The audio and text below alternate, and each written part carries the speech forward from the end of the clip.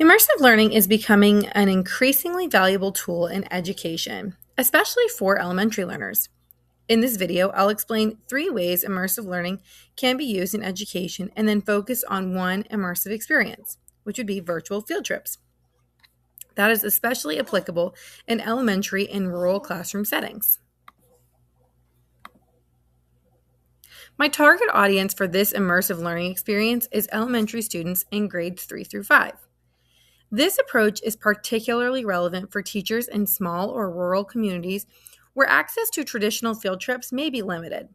My own personal experience, we're about 2 hours from anything that could be considered a worthy field trip for elementary students in grades 3 through 5.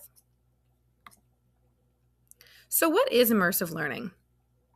Immersive learning engages students through interactive and simulated experiences that allow them to explore content rather than just read or watch it. In elementary classrooms, immersive learning does not always require advanced technology and can be implemented using tools like 360-degree videos or interactive digital environments. 3 ways immersive learning can be used. Immersive learning can be used in a variety of ways in the classroom. 3 common applications include virtual field trips, interactive science simulations that allow students to explore concepts safely, and social emotional learning simulations that help students practice empathy and decision making skills. The immersive learning experience I will focus on is virtual field trips. This approach is especially meaningful in my teaching context because students in small towns often have limited opportunity for in person field trips. Virtual field trips help bridge the gap by bringing the world a little bit closer to these students. In this experience, students participate in a guided virtual field trip using 360-degree videos or interactive digital tools to explore real-world locations like national parks, museums, or historical landmarks.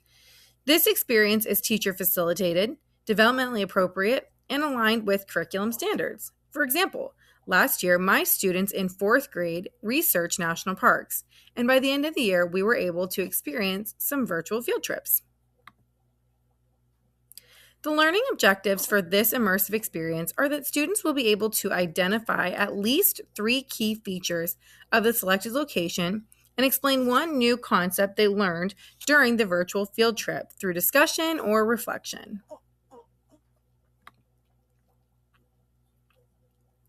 Technology used: 360-degree videos, projector or student devices, and it's optional to use VR viewers if available.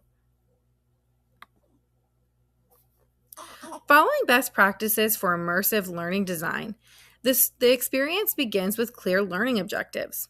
Content is selected to be age appropriate, and intentional discussion prompts are built into the experience to keep the students engaged and to keep them focused. During development, pre-teaching activities like vocabulary instruction and background knowledge are provided and extremely important. Guiding questions and reflection prompts are created in advance, and the technology is tested to make sure it's a smooth experience. To implement the experience, students are prepared with clear expectations and an explanation of the purpose of the virtual field trip. The teacher guides students through the exploration and facilitates discussion. After the experience, students reflect on their learning through discussion, writing, or maybe an exit ticket. Evaluation could include formative assessments like exit tickets, class discussions, and short reflections. These strategies help determine the student engagement and whether the learning objectives were truly met.